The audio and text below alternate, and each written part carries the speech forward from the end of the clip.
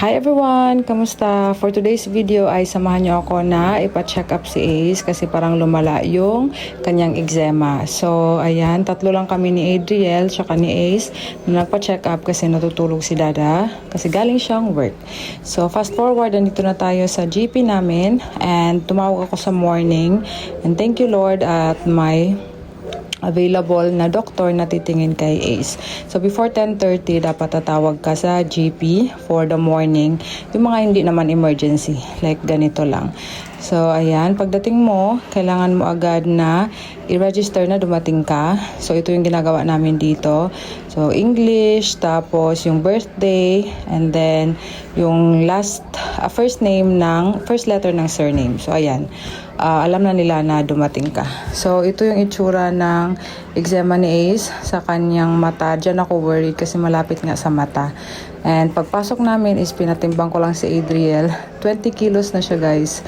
And so ayan, after namin magpa-check up, sinabi lang talaga ng doktor na keep on moisturizing. Ang dami ko nang ginamit na cream guys, pero yun nga, ang hirap mawala nung eczema ni Ace. And then, ayan, pag uwi namin is lang ako, na resitaan siya ng antibiotic in case na magka-infection siya. So, ayan, papunta na kami ngayon sa pharmacy kung saan kami naka-register para kukunin yung gamot.